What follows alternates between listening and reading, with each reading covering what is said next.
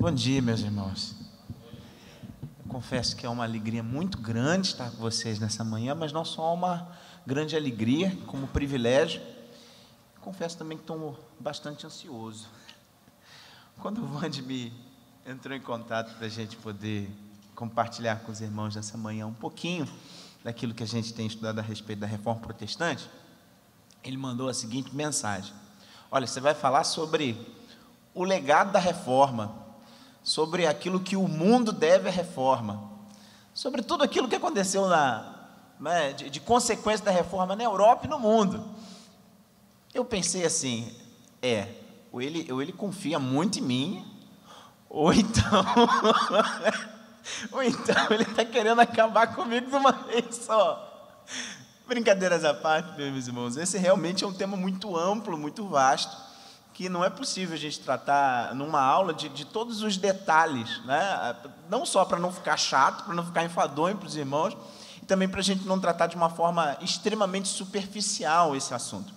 Então, na nossa conversa de hoje, eu gostaria de compartilhar com os irmãos uma breve introdução sobre a Reforma Protestante. Os irmãos já tiveram uma aula com o pastor Romualdo na semana passada, né? Então eu gostaria apenas de traçar alguns pontos introdutórios, né? Depois falar um pouquinho a respeito do legado da Reforma, citando de forma geral, algumas consequências, alguns benefícios que a Reforma acabou nos trazendo por tabela, né? E depois tratando de dois pontos em específico que eu acredito que vão falar para nós de forma mais específica, não somente a respeito do que a Reforma trouxe de contribuição para o mundo de uma forma geral, mas especialmente para nós cristãos na igreja, e como a igreja pode beneficiar o mundo a partir daquilo que nos trouxe como benefício a Reforma Protestante. Então eu gostaria de começar essa nossa palavra, essa nossa conversa, lendo um texto junto com os irmãos, que é o texto de Atos, capítulo 17, o versículo 6, porque ali está registrada uma frase que realmente me chama muito a atenção todas as vezes que eu leio esse texto da Palavra de Deus. Atos, capítulo 17, o versículo de número 6. Nossos irmãos Paulo e Silas, eles estavam na cidade de Tessalônica, e ali, né, a partir da pregação do Evangelho por parte desses nossos irmãos, começou a haver um forte rebuliço, houve uma reação muito forte, e nos conta o versículo 6, que algumas pessoas daquela cidade, né, arrastando aqueles irmãos, disseram o seguinte, a segunda parte do versículo 6 de Atos 17. Vamos ler a segunda parte, que está depois dos dois pontos? O que eles falaram? Estes que têm transtornado o mundo chegaram também aqui. Vamos repetir? Estes que transtornado o mundo chegaram também aqui. Veja como que as pessoas de Tessalônica estavam enxergando a pregação do Evangelho, estavam enxergando os cristãos. Eram pessoas que estavam transtornando o mundo, fazendo um rebuliço, fazendo uma virada. Aquilo que o Evangelho estava trazendo, estava anunciando, estava impactando as pessoas. Pois bem, eu gostaria de compartilhar com vocês essa notícia, que é uma notícia antiga, de 13 anos atrás, da revista Super Interessante, quando um jornalista disse o seguinte: não dá mais para fingir que nós não vemos. 1 a cada 6 brasileiros já é evangélico, e o número continua crescendo. Isso é verdade, segundo uma última estatística mais recente, né, se eu não me engano, do ano de 2010, o número já diminuiu, não é mais 1 a cada 6, é 1 a cada 3. O resultado, olha a frase desse jornalista, é que quanto mais crescem, menos os evangélicos mudam a cara do país. Bem ao contrário da revolução que ocorreu na Europa com as ideias de Lutero e de Calvino. Irmãos, isso é muito sério. No texto da Palavra de Deus nós vemos que naquela época as pessoas já diziam que o Evangelho estava causando impacto, estava causando um tumulto, ou como está aí no seu boletim, uma convulsão santa, uma santa convulsão. E hoje, nós evangélicos, o que provocamos? Esse jornalista é interessante que ele não se refere ao texto de Atos 17, ele não se refere à palavra, mas ele se refere a um evento histórico que ele entendeu como importante.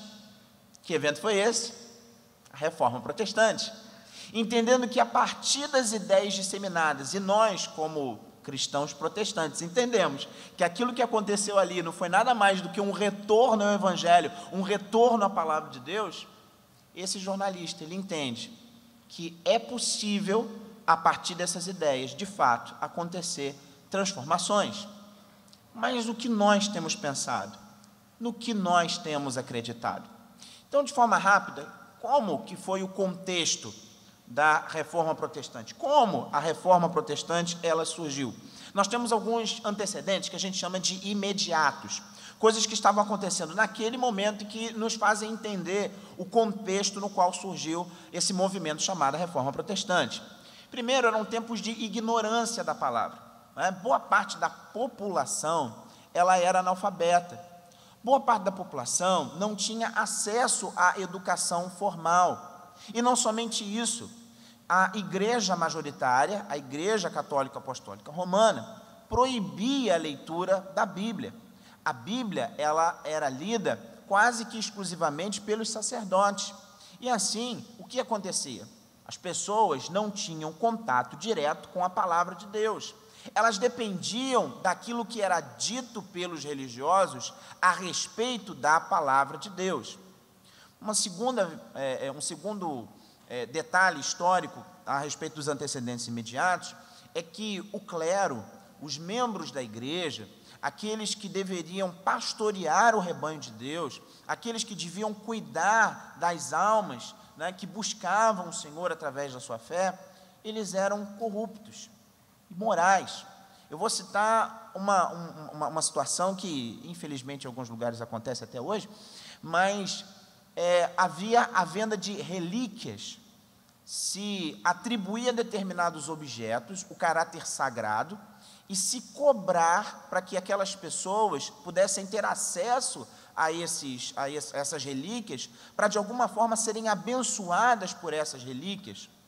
Cargos na igreja eram vendidos, né? As pessoas que tinham dinheiro se tornavam parte da alta hierarquia da igreja e ganhavam benefícios políticos, sociais, a partir dessas coisas, a partir da venda desses cargos.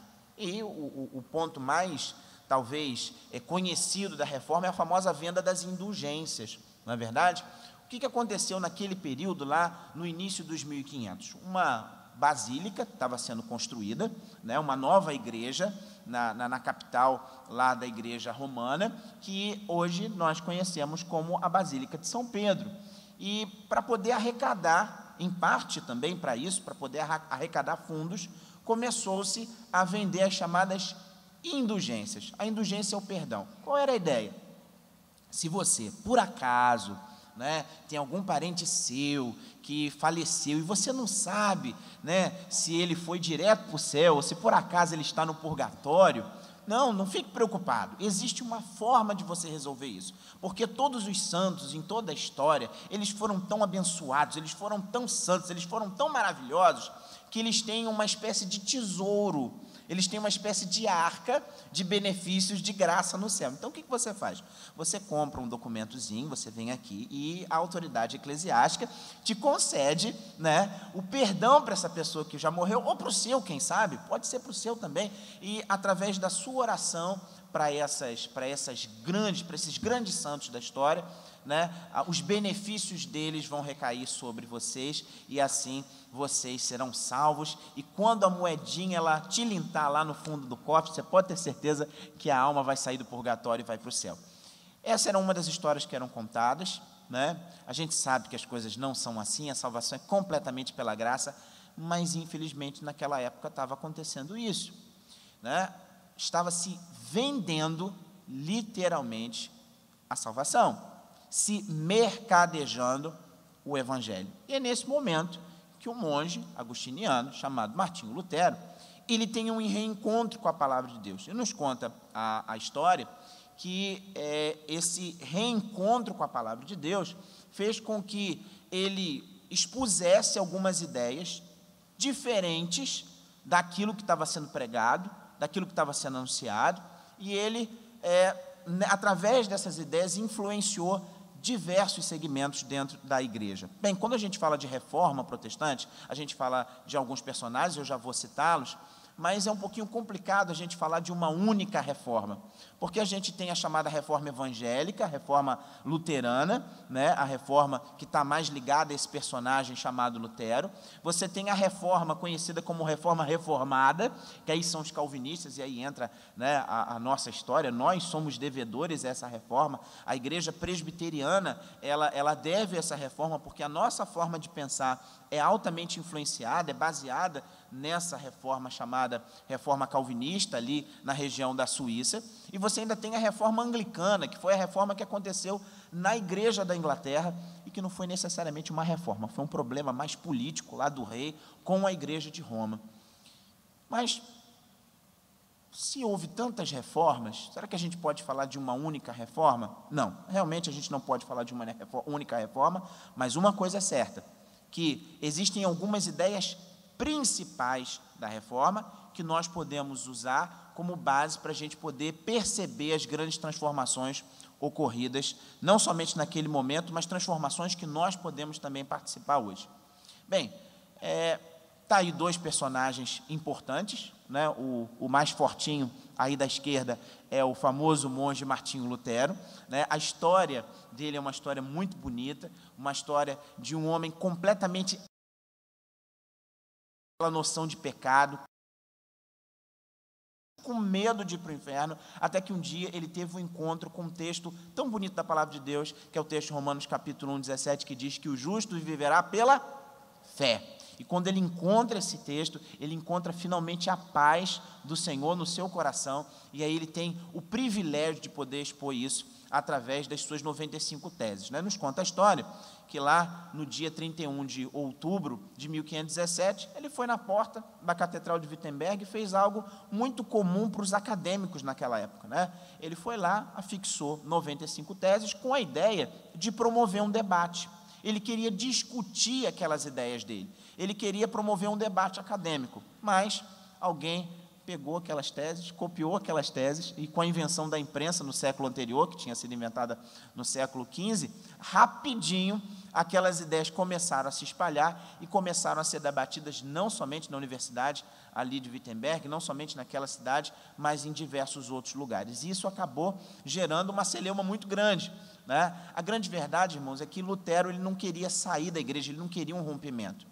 O desejo dele é que a igreja onde ele estava fosse transformada à luz da palavra e que se voltasse aos princípios da palavra. Mas nesse meio tempo, né, o Papa resolveu excomungar Lutero, né, excomungar todo mundo que comungasse das ideias de Lutero. E assim, irmãos, nós praticamente fomos expulsos, né, nós fomos retirados, e assim veio essa tão grande divisão. Bem, o segundo personagem aí, que está do lado dele, esse mais barbudinho, é o famoso João Calvino, que tem uma importância muito grande na história por causa da quantidade e da qualidade dos seus escritos, né? Ele foi um reformador, a gente não sabe exatamente quando ele se converteu, quando ele teve esse encontro com a fé, né? A gente não tem registros históricos precisos, mas ele conta num dos comentários dele dos Salmos, que foi de uma forma súbita, em que ele, lendo os escritos de Lutero, especialmente lendo a palavra de Deus, de forma súbita o Espírito Santo o tocou e o fez perceber a verdade do Evangelho. Calvino, ele trabalhou na cidade de Genebra, e ali ele, através das suas ideias, ele influenciou diversas gerações a partir das suas ideias a respeito da graça de Deus, a respeito da obediência ao Senhor, a respeito de se voltar para a palavra como a única e infalível regra de fé e prática das nossas vidas. Mas, para a gente entender Lutero, Calvino, a reforma protestante, na verdade a gente precisa pensar em alguns antecedentes que são mais remotos. O que estava acontecendo naquela época, antes mesmo das indulgências, que faria, eu vou pedir para sair, porque agora, foi. que agora falhou. Quais seriam os antecedentes remotos, né? Coisas que normalmente não são ditas nos livros de história, e normalmente a gente não conversa nessas nossas aulas de escola dominical, quando a gente fala de reforma. Eu acredito que muitos de vocês já tenham ouvido, até com exaustão a respeito da reforma protestante, mas quando a gente fala de reforma, normalmente não se aborda essas causas remotas.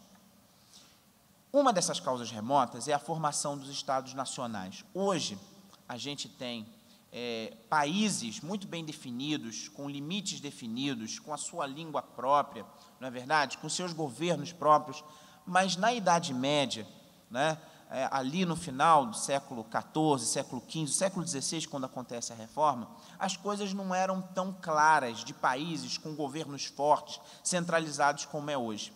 Havia uma noção, né, de universalidade, de coletividade, em que todos faziam parte da Santa Igreja Única e Católica. E isso, de certa forma, gerava uma coletividade, um sentimento de pertencimento muito maior do que a ideia de que eu sou francês, eu sou alemão, eu sou italiano, eu sou dinamarquês. Havia a ideia da cristandade. Eu sou um cristão, eu pertenço a uma determinada igreja, eu pertenço a uma determinada fé. O que está acontecendo na mesma época da reforma é o surgimento dos estados nacionais com uma maior, o desenvolvimento de uma identificação nacional e de uma identificação mais individual. Uma identificação em que as pessoas agora começam a se entender como parte de unidades menores que são os países. A Inglaterra, a França, né? A Alemanha, ela só terminou esse processo de identificação no século XIX, mas isso já estava começando. Então, esse é um ponto que às vezes a gente não considera e que foi um fator importante. Um segundo contexto é que a autoridade do Papa, ela já não era mais a mesma como nos séculos anteriores. O poder da igreja, em função daquilo que a gente comentou agora há pouco, da imoralidade do clero, da venda do perdão, não era tão inquestionável mais assim. Então, o fato das ideias de Lutero terem sido fomentadas e as pessoas poderem ouvir, entender e até se manifestar a favor, já vem dentro de uma esteira, já vem dentro de um contexto. O Papa, ele já não era mais tão inquestionável assim. Você tem alguns movimentos dissidentes, né, os chamados pré-reformadores. Lutero, ele não foi o primeiro a questionar o que acontecia dentro da igreja. A gente tem João Rus, a gente tem o Tyndale, a gente tem, na verdade, o Wycliffe, na Inglaterra, e nós temos o movimento humanista.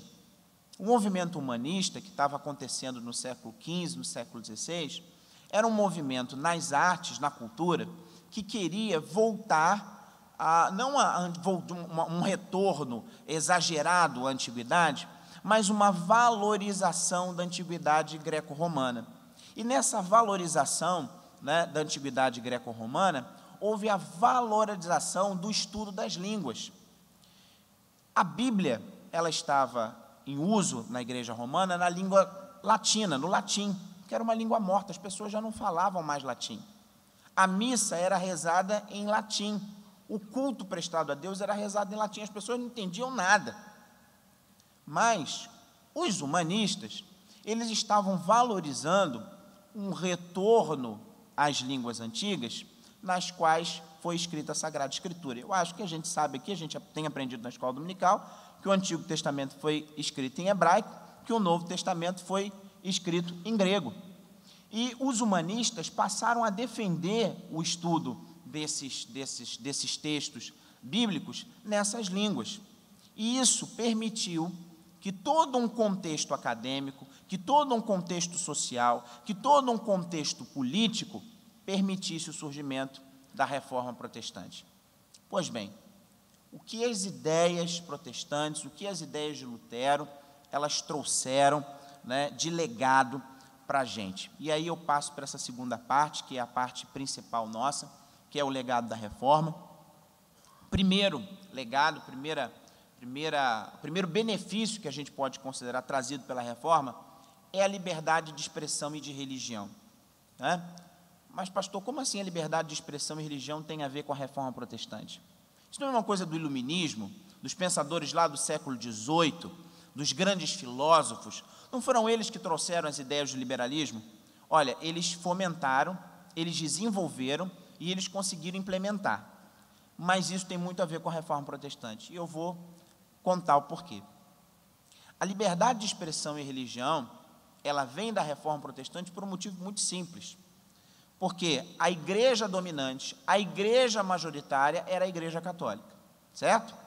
E com as ideias de Lutero, começou-se a questionar aquilo que a igreja estava fazendo. Olha, vocês me desculpem, mas a igreja não está indo para o caminho muito certo, não. A igreja não está indo por um caminho bíblico, não. Ora, antes havia uma dificuldade de se questionar a autoridade da igreja. Não se havia liberdade para pensar assim. A única autorizada a poder ensinar a respeito da palavra era a igreja. Agora não. Agora você tem a possibilidade de questionar. E existe um fato histórico que demonstra de forma muito clara isso. É a chamada Dieta de Spira, que aconteceu no ano de 1529, quando diversos príncipes alemães começaram a apoiar Lutero nas suas ideias de reforma da igreja, de modificar a forma como a igreja estava pensando, de uma forma equivocada, contrária à palavra, para voltar para a Bíblia. E naquela reunião começou-se a se discutir o seguinte: olha só, nós vamos aderir a isso, nós vamos romper com a igreja ou nós não vamos romper com a igreja? E naquela reunião de autoridades políticas, houve uma situação em que se disse o seguinte: não, nós vamos proibir, nós vamos ficar do lado da igreja romana. Não vai ser assim, não, ninguém vai sair da igreja, nós não vamos quebrar essa unidade. E teve um grupo, né, que estava firme ali com Lutero, que protestou contra isso. Quando eles fizeram esse protesto, eles ficaram conhecidos como protestantes. Ao ficarem conhecidos como protestantes, eles fomentaram a ideia de se ter a liberdade de falar em contrário, a liberdade de protestar, a liberdade de se manter consciente e cativo à palavra de Deus. Numa determinada reunião, alguns anos antes, foi algo muito interessante também aconteceu com Lutero. O nosso irmão, ele foi questionado pelas autoridades da igreja, ele foi convocado para uma reunião, e naquela reunião ele foi chamado, na verdade, para voltar atrás nas suas palavras, né? Olha só, você está causando problema, Lutero, você está causando dificuldade para a igreja, você vai rachar com a igreja, as coisas que você está dizendo vai fazer mal, vai desagregar o rebanho do Senhor. E Lutero respondeu o seguinte: olha, enquanto a minha consciência ela estiver com a palavra de Deus, eu acho que eu não estou equivocado, as coisas que eu estou falando estão pela palavra de Deus. Enquanto vocês não me convencerem pela palavra e a minha consciência não for transformada pela palavra, eu não vou contra a minha consciência. E eu acho muito perigoso alguém ir contra a própria consciência. Lutero se manteve firme em expressar a sua discordância, não a partir das suas próprias ideias, mas a partir da palavra. Hoje, eu e você, meus irmãos, nós temos a bênção de podermos pensar de forma livre. Nós somos cristãos e nós não, pelo menos no nosso país, isso não acontece em todo lugar, infelizmente, mas nós temos a alegria e o privilégio de estar aqui numa manhã prestando culto a Deus de forma livre. E nós não estamos sendo perseguidos por isso. Nós devemos isso aos nossos irmãos, que lá no passado lutaram pela pregação da palavra. O segundo legado da reforma é a laicidade do Estado, o Estado laico. Como assim o Estado laico? A gente sabe que o nosso Estado brasileiro, por exemplo, ele não é um Estado que é dominado por uma determinada religião, não é verdade? As nossas leis, elas não são feitas de acordo com a igreja A, de acordo com a igreja B, de acordo com a religião A, ou de acordo com a religião D. Não é assim que funciona. Existe uma separação entre o Estado e a igreja. Isso também vem da reforma protestante. O nosso irmão Lutero, ele tinha uma ideia de 2 reinos. O que era isso? Você tem o reino secular e o reino espiritual. Você tem o Estado e você tem a igreja. O Estado, ele é regido por leis, enquanto a igreja é regida pelo Evangelho. Essas duas instituições, elas não podem se misturar, ainda que elas cooperem umas com as outras. Na concepção de Lutero, o Estado, ele tem como objetivo frear os pecadores. Imagina se todo mundo sair por aí roubando, se todo mundo sair matando. Então, o Estado, ele tem a função de frear os pecadores nisso, trazendo ordem social, né? Essa é a função do Estado. Enquanto a igreja fala do Evangelho, a igreja fala da salvação em Deus. A igreja, ela tem por objetivo abençoar a vida dos fiéis, proclamar o Evangelho do Senhor. E o Estado precisa garantir à igreja esse direito. O Estado não pode interferir nas coisas da igreja. O Estado não pode ditar em como que a igreja vai crer e nem como a igreja vai caminhar, enquanto, óbvio, ela permanecer fiel à palavra de Deus. Essa separação entre Estado e igreja, a gente deve muito às ideias durante o período da Reforma. Um terceiro legado da Reforma é a ideia da família como propósito de Deus para a vida em comunidade. Durante a Idade Média, não de uma forma completa, né, e final, mas de uma forma majoritária, a ideia que se tinha, por exemplo, a respeito das relações íntimas entre um homem e uma mulher, era de que era algo impuro, de que não era algo santo, né? Tanto é que durante, né, a Idade Média se desenvolveu o celibato clerical, como se o sacerdote, para se manter mais puro, ele não pudesse casar, ele não pudesse viver na vida comum do lar, né? Os reformadores romperam com isso.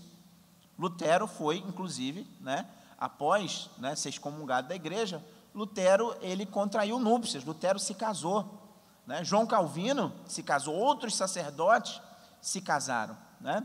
A relação sexual era vista na Idade Média como um mal necessário para a procriação. Não, o que o pensamento da Reforma, o que a interpretação bíblica dos reformados traz para a gente? Que a família é um propósito de Deus para a vida em comunidade, que as relações íntimas entre marido e mulher, elas são bênção para a vida do casal, elas são bênção para a vida não somente do casal, mas elas não somente trazem a procriação, não somente trazem os filhos, mas como a família é a célula máter da sociedade. Uma família formada dentro dos padrões da palavra de Deus é uma família que traz influência na sociedade, é uma família que traz benefício. Nós devemos essa forma de enxergar as coisas à Reforma. O desenvolvimento das ciências, das artes, da música, da literatura como expressões da glória de Deus, também foram altamente influenciadas pelo pensamento dos reformadores. Por quê? Porque se via que as ciências, né, as artes, a literatura eram coisas profanas, não eram dignas daqueles que se dedicavam ao Senhor. Então, se você quisesse se dedicar a Deus, você precisava fazer músicas de louvor exclusivo a Deus. Se você quisesse fazer uma boa arte, as artes, elas precisavam necessariamente ter temas religiosos, não é? Havia-se uma dificuldade muito grande com a pesquisa científica, não é? Havia alguns religiosos que diziam de forma clara que o centro do universo era o planeta Terra, era a Terra, não é?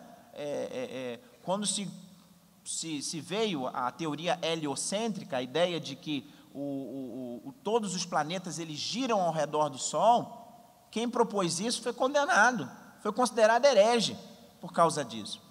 Mas o que nós, reformados, a partir do pensamento de Lutero, Calvino e outros reformadores, nós entendemos que todas as coisas que nós fazemos, elas são para a glória de Deus. Você vai lembrar de um versículo clássico, né, de 1 Coríntios, que diz o seguinte: quer você coma, quer você beba, quer você faça qualquer outra coisa, a gente faz para a glória de Deus. Então, esse pensamento transformou as artes, as ciências, porque aqueles que eram cristãos reformados passaram a entender as suas atividades como algo para glorificar a Deus. Um exemplo claro disso é Johann Sebastian Bach, um músico, né, que, assim, no início da sua obra, né, logo no início, nos primeiros anos, ele começava com uma frase que dizia assim: Senhor, me ajuda. E no final das suas obras, ele sempre terminava com soli deu glória, somente a Deus a glória. Né? E aqueles que apreciam música sabem como a obra de Johann Sebastian Bach é uma obra tão bonita, tão relevante, tão importante.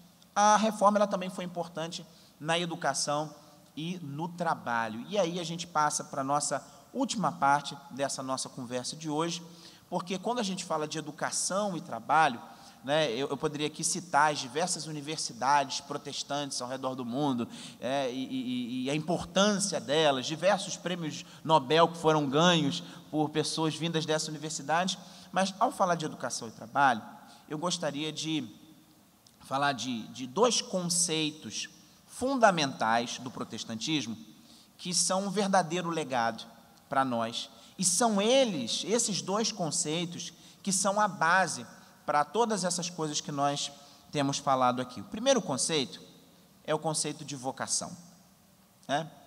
Existe um conceito básico para nós, cristãos de linha reformada, que é o conceito de vocação. Todos nós, sem exceção, somos vocacionados por Deus. E nós entendemos a vocação de duas formas. A primeira vocação é aquela vocação espiritual, aquela vocação eficaz, no dia em que eu e você fomos chamados pelo Senhor Jesus Cristo. No dia em que Ele tocou o nosso coração com o seu Santo Espírito, e nós não tivemos como recusar a graça maravilhosa e infinda que nos é derramada por meio do Espírito Santo de Deus. Aquele que é chamado por Deus não tem como recusar esse chamado. Mas nós não somos chamados somente para essa salvação maravilhosa, nós somos chamados também para a nossa existência no mundo. E essa ideia, né, reformada é uma ideia que surge em contrapartida a algo que logo no início do cristianismo aconteceu, que foi o seguinte: à medida que a igreja do nosso Senhor Jesus Cristo foi se envolvendo com as coisas do Estado, né, começou a haver um determinado afastamento das verdades da palavra, e começou-se a vender o perdão, começou a ter imoralidade dentro da igreja, né, a santidade começou a não ser vista mais como algo tão importante, a oração, o discipulado das pessoas à imagem e semelhança de Jesus. Teve um grupo dentro da igreja que, percebendo essas coisas, começou a se afastar, começou a ir para lugares mais distantes, para orar, para ler a palavra, para buscar o Senhor, para jejuar. E esses irmãos, à medida que iam fazendo isso, iam se separando do mundo, aos poucos, eles criavam um novo estilo de vida. Esse novo estilo de vida foi o monastério, em que pessoas começavam a se separar do mundo para poder se dedicar a Deus. E isso influenciou, durante séculos, a ideia de vocação. Como que se pensava a vocação antes da reforma? O vocacionado é aquele que vai para o monastério, ele foi chamado por Deus para servir a Deus no monastério. O vocacionado é o sacerdote, o pastor é um vocacionado, né? Recebeu a vocação de Deus. E o restante das pessoas? O restante das pessoas vive no mundo, vive no presente século. Os reformadores mudaram essa ideia. Todos nós somos chamados por Deus. Na verdade, o ser vocacionado não é meramente ser religioso, mas o ser vocacionado é receber de Deus dons e talentos para viver nesse mundo. Então, o protestantismo estava oferecendo uma lógica que ia mudar radicalmente a percepção das pessoas a respeito de si mesmo. Como é que eu me enxergo no meu trabalho, nas minhas funções? Se eu sou médico, psicólogo, músico, não importa qual seja a nossa profissão, nós somos vocacionados.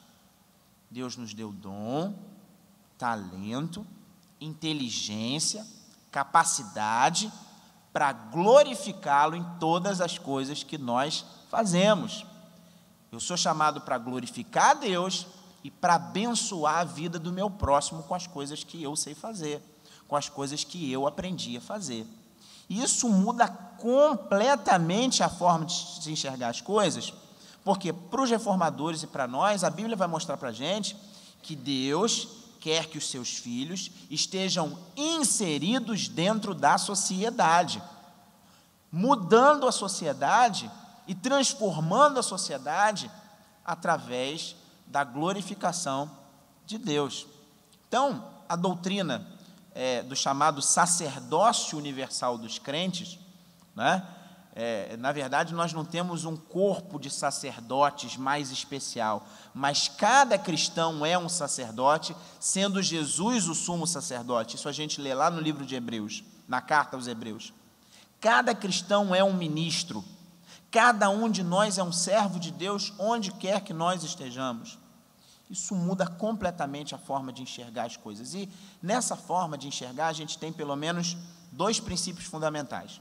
O primeiro princípio é o seguinte: o mundo foi criado por quem? Por Deus. Verdade. E quando Deus terminou a criação do mundo, o que ele disse lá em Gênesis? Viu Deus que era bom. E era bom mesmo. Não só era, como é.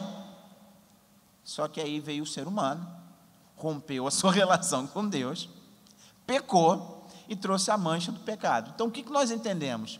Que todo o universo criado, de alguma forma, foi afetado por esse pecado. Todo o empreendimento humano está quebrado e corrompido com esse afastamento de Deus. Esse é o primeiro pressuposto nosso. O segundo é que as artes, as ciências, a música, a literatura, o trabalho humano de uma forma geral, ainda que estejam corrompidos pelo pecado, porque todos nós somos pecadores, sem exceção, ainda que isso tenha acontecido, todas as esferas de atividade humana são esferas legítimas em si mesmo. É aí que entra a noção de vocação, fazendo o seguinte: eu fui regenerado pelo Espírito Santo de Deus. O Espírito Santo mudou a minha vida. E já que ele mudou a minha vida, ele faz com que em todas as coisas que eu faça, elas também sejam transformadas. E agora eu não estou mais rendido escravo do pecado, mas pela liberdade que eu recebi em Cristo Jesus. Todas as coisas que eu faço como sacrifício de louvor agradável ao meu Deus, ao meu Senhor. E quando eu abençoo a vida do meu próximo, eu estou adorando ao meu Senhor. Essa nova vocação, essa noção de vocação, ela influenciou diversas gerações, que desenvolveram o trabalho deles de forma produtiva, de forma eficiente e de forma devocional, porque eles entendiam que o que estavam fazendo era culto a Deus. As grandes economias europeias, de países que foram atingidos pela reforma, como Inglaterra, Escócia, Holanda, Alemanha, essas economias, sem sombra de dúvida, elas foram impactadas por essa forma de entender. A marca da ética protestante, ela se fez ver na política, na economia, na sociedade, se vê até hoje, ainda que não tenha sido a única causa. E aí eu estou falando do legado da reforma, a gente está valorizando a reforma, mas eu quero considerar algumas coisas, tá? Max Weber, que é um sociólogo, ele explorou esse assunto num livro clássico da sociologia chamado A Ética Protestante e o Espírito do Capitalismo. Né? Aqueles que são de ciências humanas aqui sabem bem disso, porque a gente tem que ler logo no início do nosso curso, não tem jeito. E ele mesmo reconheceu que a ética protestante não pode ser considerada como único e exclusivo fator do progresso. Então, é possível progredir, é possível coisas darem certo sem necessariamente você ser protestante? É. Mas a nossa forma de enxergar as coisas, que nós entendemos ser uma forma bíblica, faz com que haja progresso, com que haja desenvolvimento. A gente não pode também confundir o conceito de vocação com a pura meritocracia. Sabe aquela ideia de que nós somos eleitos porque nós somos muito bons? E que está tudo dando muito certo porque a gente faz, acontece. A gente precisa considerar alguns fatos históricos, como, por exemplo, vocês sabem que os países da América Latina foram colonizados por países da Europa. E muito dos recursos que trouxeram desenvolvimento para esses países vieram da América Latina, vieram da África, vieram da Ásia, vieram do comércio de escravos, entre tantas outras coisas. Eu não estou dizendo que não tenha havido trabalho de verdade, não estou dizendo que lá não tenha tido gente séria, gente justa, gente honesta, não estou dizendo isso. Mas quando a gente estuda a história, a gente também precisa considerar isso. A reforma não foi o único fator. Bem, ainda assim você tem que reconhecer que houve uma nova motivação para as pessoas se engajar na política, nos negócios, nas finanças, nas diversas áreas profissionais. Então, o protestantismo ele acabou ficando ligado a um anseio por progresso e reformas sociais. Bem, concluindo esse trecho, houve uma sinergia, houve uma confluência. A Europa estava se transformando e a religião na Europa também estava se transformando. E essas duas coisas em conjunto permitiram que houvesse progresso e que houvesse desenvolvimento.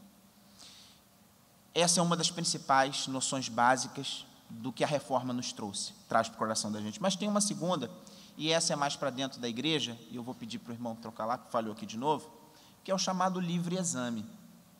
Eu vou perguntar aí, não importa se você está com celular ou se você está com texto impresso, mas quem é que está com Bíblia aí? Levanta a mão, por favor. Que bom, hein? Legal. Você sabe por que você está com a Bíblia na sua mão? Graças à reforma protestante. A ideia do sacerdócio universal do crente, desenvolvida por Lutero e depois pelos demais reformadores, também trazia a ideia de que todo o cristão tem o direito de ler a Bíblia por ele mesmo. Todo crente tem o direito de ter acesso à palavra de Deus por si mesmo. O historiador Alistair McGrath, ele vai considerar que essa é uma doutrina radical, porque vai mudar completamente a forma das coisas acontecerem. Ora, mas naquela época, a missa era celebrada em latim e a Bíblia estava em latim, na maioria das vezes. Como é que as pessoas iam ler se não estava na língua delas? O que foi que aconteceu? A Bíblia passou a ser traduzida para a língua das pessoas. Lutero mesmo foi um que traduziu a Bíblia para a língua alemã. Lutero é considerado, inclusive, um dos formadores da língua alemã escrita. A língua era falada, mas não tinha tantos textos em alemão. Como ele fez isso? Através da tradução da Bíblia, para que as pessoas pudessem ler a Bíblia por si mesmo. E aí vem um segundo detalhe. Para ler a Bíblia é necessário saber? É óbvio isso, né? Mas agora há pouco a gente tinha conversado de que boa parte da população não sabia ler. Como é que você vai desenvolver, espiritualmente a vida do seu irmão se ele não puder por ele mesmo ler a palavra? Então o que aconteceu?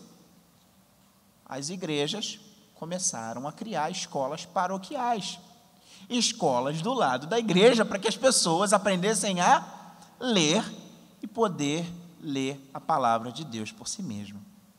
E aí, irmãos, vem uma questão que é um pouquinho complicada, mas que é o germe, é o chamado germe do protestantismo. Porque junto com isso veio uma dificuldade. Quando cada um lê por si só, cada um tem a sua própria interpretação. E aí é por isso que a gente tem a igreja presbiteriana, congregacional, metodista, batista e tantas outras que não dá para ficar citando aqui, porque hoje em dia o negócio está tão complicado que se eu for ficar citando, em cada lugarzinho a gente tem uma igreja. E é nesse ponto que eu gostaria de aplicar um pouquinho, dizendo que há uma diferença entre livre exame e livre interpretação. E isso é importante que a gente entenda. Todos nós temos o direito e o dever de examinar a palavra de Deus. Mas como é que a gente examina a palavra de Deus? A gente precisa ter alguns pontos, alguns pressupostos para poder ler a Bíblia. E um desses pressupostos é o seguinte: a Bíblia ela tem autoridade. A Bíblia é a palavra de Deus. Nós, pastores, nós só temos autoridade quando nós pregamos de acordo com a palavra de Deus. A igreja não é a palavra final para falar a respeito da Bíblia. As confissões de fé, os sistemas teológicos, todos eles só fazem sentido se eles estiverem de acordo com a palavra de Deus. A palavra de Deus, ela tem autoridade interna porque nós cremos que ela foi inspirada pelo Espírito Santo. É o próprio Deus que falou ao coração desses homens para que nós tivéssemos contato com Ele. Nós entendemos também que a Bíblia tem autoridade hermenêutica de interpretação. Eu tenho certeza que você que é um leitor assíduo da palavra, que gosta de ter contato com Deus, ter comunhão com Deus, já teve algum momento na sua vida que você chegou em determinado texto e falou assim: Deus, eu não entendi nada daquilo que está escrito. Já aconteceu? Já, né? Comigo acontece também com frequência. Eu olho assim, eu falei: Deus, não estou entendendo isso não. Porque tem alguns textos que realmente são difíceis. Não sei se você lembra, mas o próprio apóstolo Pedro fala isso numa das suas epístolas, né? Ele fala de Paulo assim: olha, o nosso irmão Paulo, às vezes tem umas coisas difíceis de entender o que ele está dizendo. Então, meu irmão, quando isso acontecer com você, não fica triste, não fica chateado e não acha que você é um completo perdido, ignorante, não, tá? É assim mesmo. E é o seguinte, a gente não pode ler a Bíblia, pegar um versículo e esquecer todo o restante da Bíblia. Não pode. A autoridade final de interpretação é a própria Bíblia. Então, se tem algum texto que está falando alguma coisa, e você está achando que está falando, que está em contrário com outro texto da Bíblia, tome cuidado. A Bíblia precisa ser interpretada dentro de um contexto. A Bíblia, ela tem uma autoridade fundamental. Eu lendo um pouquinho do boletim de vocês, e o texto do pastor Vande, se você não leu ainda, leia, é um excelente texto, a respeito do discipulado. Quem é que faz discípulos, em última instância? É o próprio Senhor Jesus. Como é que eu e você, nós vamos discipular as pessoas? Através da palavra. Não é isso que Ele nos orienta, a fazer discípulos, ensinando todas as coisas que eu vos tenho ordenado. A autoridade da Bíblia é uma autoridade fundamental. É o que traz autoridade para a igreja e é o que traz a nossa autoridade de discipulado. Por fim, a autoridade da Bíblia é uma autoridade para conduzir a Deus. Isso é muito bonito, irmãos, porque do mesmo jeito que a gente fala com o nosso Senhor através da oração, Ele nos fala através da sua palavra. O objetivo da palavra de Deus é fazer com que o ser humano conheça Deus, tenha contato com Deus, tenha intimidade com Deus. E é nisso que eu gostaria de falar com os irmãos, a respeito de alguns princípios fundamentais que a gente precisa ter quando a gente lê a palavra de Deus. Em primeiro lugar, é fé. Se você não acredita na palavra de Deus como palavra de Deus, ela vai ser um mero livro para você. Vai ser fonte de conhecimento, fonte de instrução, mas ela não vai ser fonte de piedade, ela não vai ser fonte de transformação. Quando nós nos aproximamos de Deus, precisamos nos aproximar com sinceridade e confiança, com fé, acreditando que Ele tem poder para transformar as nossas vidas. A gente precisa também ir para a palavra de Deus com iluminação, com espírito de dependência. Senhor, eu preciso do Senhor. Fala ao meu coração, porque é a Tua palavra e eu estou sedento para ouvir aquilo que o Senhor tem para falar para o meu coração. Tem uma outra coisa importante quando a gente lê a Bíblia, e essa aqui é um pouquinho mais pesada, e eu gostaria que você prestasse bastante atenção, porque é o seguinte: a gente precisa ir para a Bíblia com submissão. Sabe por quê? Porque às vezes a gente lê a Bíblia e leva para a Bíblia aquilo que a gente quer dizer, aquilo que nós queremos que esteja escrito, e não aquilo que Deus está dizendo.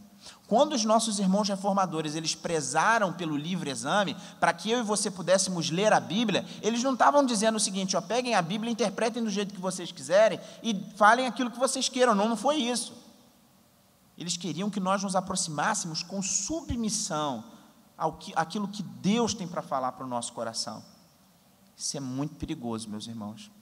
E eu tenho conversado lá na igreja a respeito do seguinte: às vezes, nós nos frustramos com algumas expectativas nossas das promessas de Deus, porque nós confiamos em promessas que Ele nunca nos fez.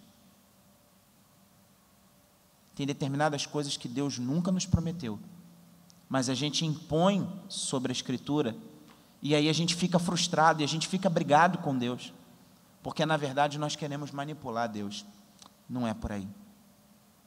Por fim, a gente precisa ler a Bíblia com coerência, né? A Bíblia, ela é um livro divino humano. O texto, ele tem o seu contexto. Jamais esqueçam que a Bíblia foi escrita por homens. Ué, mas a Bíblia não é palavra de Deus? É. mas ela também foi escrita por homens, com o seu jeito de escrever, com a sua forma de escrever. E isso é bonito, mostra a riqueza, mostra a diversidade. Por isso que quando a gente lê a Bíblia, a gente precisa entender isso. Cada texto tem o seu gênero. Por exemplo, os salmos são lindas poesias. Você não pode pegar um salmo e interpretar um salmo do mesmo jeito que você interpreta as narrativas de Jesus. O livro do Apocalipse, então, é uma coisa fantástica, porque o livro do Apocalipse tem uma série de imagens, de símbolos.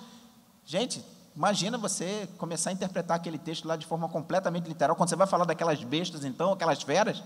Eu, quando era adolescente, eu tinha medo de ler o Apocalipse, porque era uma coisa muito feia. Eu acho que você também já deve ter tido, em algum momento da sua vida, dificuldade de ler aquele texto, aquelas palavras tão difíceis. A gente precisa entender isso. Aí você pergunta, mas pastor, olha só, eu não fiz teologia. Bom, eu tenho 2 dicas para você, meu irmão. Primeiro, a escola bíblica é um lugar excepcional para você aprender a palavra, com gente que já caminhou um pouco mais, né? Momento merchandising, momento propaganda, certo? A escola bíblica, ela é fundamental, ela é importante mesmo. O testemunho do diácono que passou ali nas notícias é verdadeiro. Como nós aprendemos, como nós somos equipados. E segundo, né, isso a gente precisa ter. Se você não está entendendo, não tem problema. Sempre vai ter alguém mais experiente que você que possa te ajudar. Se você é essa pessoa, esteja pronto a ajudar o seu irmão. Se você é aquela pessoa que está precisando de ajuda, tenha sinceridade, humildade e tranquilidade para poder buscar ajuda. E a gente que é pastor, a gente está aí para isso, não é verdade? Foi para isso que a gente foi chamado, para equipar os santos. Irmãos, para encerrar a nossa conversa de hoje, que eu espero ter abençoado em alguma coisa os irmãos, eu gostaria de perguntar por que a reforma ela foi tão significativa, né? Essa noção de vocação, esse livre exame que nos traz, por que é tão significativo para a gente? Porque, queridos, os nossos irmãos reformadores voltaram a pontos essenciais da palavra que estavam muito esquecidos. São pontos fundamentais que são a base da nossa noção de vocação, a nossa noção de liberdade. São simples. Nós cremos somente nas Escrituras como a palavra de Deus. A verdadeira revelação de Deus é a palavra. Nós temos tradições, sejam igrejas mais conservadoras ou igrejas mais progressistas, todos nós cultivamos tradições, coisas que a gente vai trazendo, vão sendo cristalizadas no decorrer do tempo. Mas existe uma coisa que não muda, que é a palavra de Deus. As tradições dos homens, elas se alternam no decorrer do tempo. As coisas mudam, mas a palavra de Deus, ela é eterna, ela é verdadeira. A gente ter costumes, isso é importante, isso é saudável, mas nunca eles vão poder substituir a palavra de Deus. Deus, ele se revelou a nós por meio de homens no passado. Por fim, ele se revelou por Jesus Cristo, seu próprio Filho. E esse Jesus, ele trouxe palavras tão lindas e abençoadoras, e os seus discípulos registraram para nós. Um segundo conceito fundamental é que Deus, ele nos recebe em graça. Não é mérito não, gente. Nós somos aceitos do jeito que nós somos, ainda que Deus não nos deixe do jeito que nós estamos. E isso é algo muito confortador, porque sabe aquela coisa da gente querer ser aceito o tempo inteiro? A gente querer que o outro nos aceite, que o outro nos entenda. Isso cai porque Deus, ele já nos aceitou. Deus, ele já nos recebeu, do jeito que nós somos. E às vezes a gente entra num desespero e a nossa vida, ela é completamente voltada para tentar mostrar alguma coisa para alguém, tentar mostrar alguma coisa para Deus, que nós nunca vamos conseguir mostrar. Por mais que a gente se esforce, nós fomos salvos pela graça. Só que essa graça, ela não foi uma graça barata, né? Essa graça, ela foi operada por Jesus Cristo, nosso Redentor. Ele pagou o alto preço por nós. E Ele nos deu uma chave de acesso. É a fé. Como é bonito nós acreditarmos nesse Deus. Como é seguro nós abrirmos essa porta da salvação com essa chave tão bonita que é a fé. Quando nós confiamos, quando nós acreditamos, quando nós professamos que Jesus Cristo é o único Senhor e Salvador das nossas vidas. Somente Jesus Cristo é mediador, irmãos. Eu fico feliz de ter o privilégio de ter sido chamado para ser pastor. Mas uma das coisas que eu tenho mais consciência é de que se a nossa vocação, meus queridos amigos e colegas, não for levar as pessoas para Jesus Cristo, a gente está completamente perdido. Porque quem pode salvar, quem pode libertar, é somente Jesus. Não é a igreja, não são os pastores, não sou eu, não é você. E é muito bonito porque nesse Jesus, todos nós, sem exceção, temos acesso ilimitado a esse Pai. Quando a gente acredita que Jesus é o Salvador, quando a gente acredita que Ele é o Cordeiro de Deus que tira o pecado do mundo, quando a gente entende que dentre os milhares foi Jesus escolhido para a gente. Somente a Deus a glória, queridos. Nós fomos criados por Ele, por meio dEle e para Ele, e para glorificar a Ele. Esses princípios nos levam ao texto de Isaías 1-20, que eu queria que você abrisse só para a gente encerrar. O que a gente vai fazer ao sair daqui? Irmãos, eu gostaria de deixar claro que o maior legado da reforma para nós, sem sombra de dúvida, é o retorno às Escrituras. E todos esses princípios que nós falamos aqui nessa manhã, são princípios das Escrituras. E eu vou contar para vocês, queridos, que nós precisamos ter uma noção de vocação. Nós precisamos ter a noção do livre exame, sim. Mas precisamos, nesse livre exame, compartilhar com os demais aquilo que nós temos examinado, né? O capítulo de Isaías 1, eu vou pedir para que você em casa leia completo, eu não vou ler completo com vocês. Ele vai ser um verdadeiro grito profético. E existe um chamado, uma vocação profética naquilo que nós fazemos.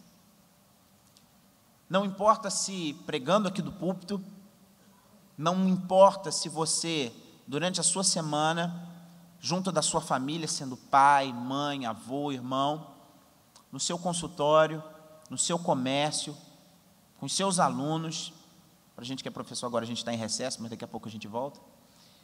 Não importa onde você estiver, você tem uma vocação da parte de Deus. E esse livre exame que você tem de ler e conferir aquilo que Deus tem falado nas Escrituras é algo que você precisa compartilhar. E esse texto de Isaías, ele rememora um pouquinho. O que o profeta faz nesse texto? O verso de número 4 diz assim: ai dessa nação pecaminosa, povo carregado de iniquidades. Verso 10 do capítulo 1 de Isaías diz assim: ouvi a palavra do Senhor, vós príncipes de Sodoma, prestai ouvidos à lei do nosso Deus. No passado, Deus levantou profetas para mostrar que as coisas não estavam certas, que as coisas não estavam boas. Nós somos vocacionados para anunciar ao nosso tempo que as coisas não estão certas, que as coisas não estão boas, e que nós precisamos de Jesus Cristo como aquele que veio tirar o pecado do mundo, que as coisas precisam ser redimidas por esse Senhor Jesus, que a nossa cultura, que a nossa política, que a nossa economia, que a nossa sociedade sejam redimidas pelo nosso Senhor Jesus. Você vai fazer isso cumprindo a sua vocação, lá onde você estiver, e anunciando a todo o povo e também às nossas autoridades. Isso é legado da reforma. Nós precisamos voltar a isso. Lá no versículo de número 18, a gente percebe algo muito bonito também. Vinde, pois, e arrazoemos, diz o Senhor. Vinde, pois, e arrazoemos, diz o Senhor. Ele vem falar para o nosso coração a respeito da necessidade de nós nos arrependermos. Não adianta a gente simplesmente apontar o caminho para as pessoas dizendo que existe uma vontade de Deus a ser realizada, que existe um certo, se a gente não aponta que existe a necessidade de arrependimento. Vocês lembram da pregação de Jesus? Que por sinal é a mesma pregação de João Batista? João Batista, quando ele começou a pregar, ele disse o seguinte: arrependei-vos, porque está próximo o reino dos céus. O que Jesus começou a pregar logo depois? Arrependei-vos, porque está próximo o reino dos céus. O que eu e você, como vocacionados por Deus para anunciar a verdade do Evangelho, devemos pregar para esse mundo? Arrependei-vos, porque está próximo o reino dos céus.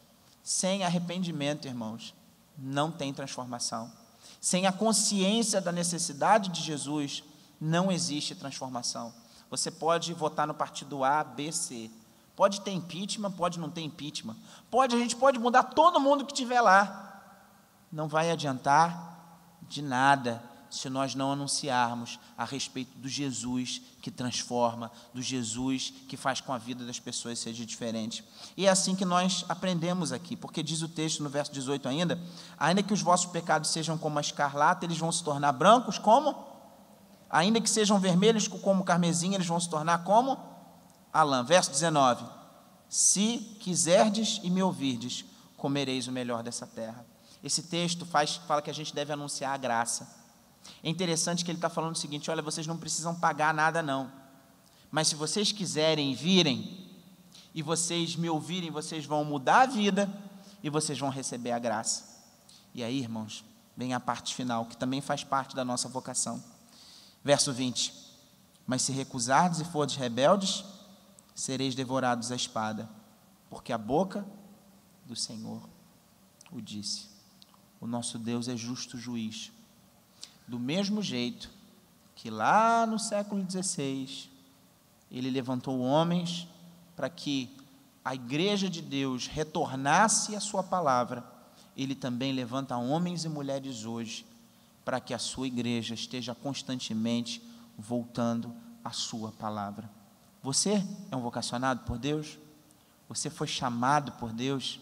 Então atenda a esse chamado, não resista a esse chamado.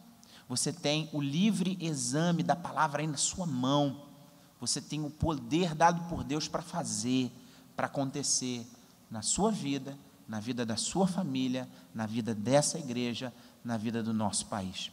Eu gostaria de orar com você. Espírito Santo de Deus, é tanta história, são tantos detalhes, mas todas essas coisas, elas não vão fazer sentido nenhum se o Senhor não nos permitir glorificar o Teu nome, recebendo esse chamado, recebendo essa vocação e abençoando aqueles que nos cercam. Pai, o Senhor já nos deu a Tua maravilhosa graça e a Tua salvação. O Senhor já enviou Teu Filho Jesus Cristo por nós. Nós temos vivido tempos tão difíceis. A nossa cidade tem estado tão violenta. Às vezes nós temos medo de sair de casa até para vir para a igreja. Há pessoas que estão desempregadas nas nossas famílias, na nossa igreja. Nós ficamos olhando para as nossas autoridades e ficamos nos perguntando por quê? Até quando? Mas, Senhor, nós queremos te agradecer pela vocação que o Senhor nos deu. O Senhor nos chamou, o Senhor tem transformado a nossa vida de glória em glória, dia após dia. E eu quero te implorar, Pai, por misericórdia, que nós tenhamos a constância e a perseverança de examinar a Tua palavra, de estudar a Tua palavra, de nos conformar à Tua palavra, de não nos conformar a esse século, mas nos transformar pelo poder do Filho de Seu amor. Ah, Senhor, tem misericórdia do Teu povo, da Tua igreja, e que o Senhor derrame bênção sem medida sobre nós, transforme esse país através da transformação de cada um de nós, em nome de Jesus, amém e amém.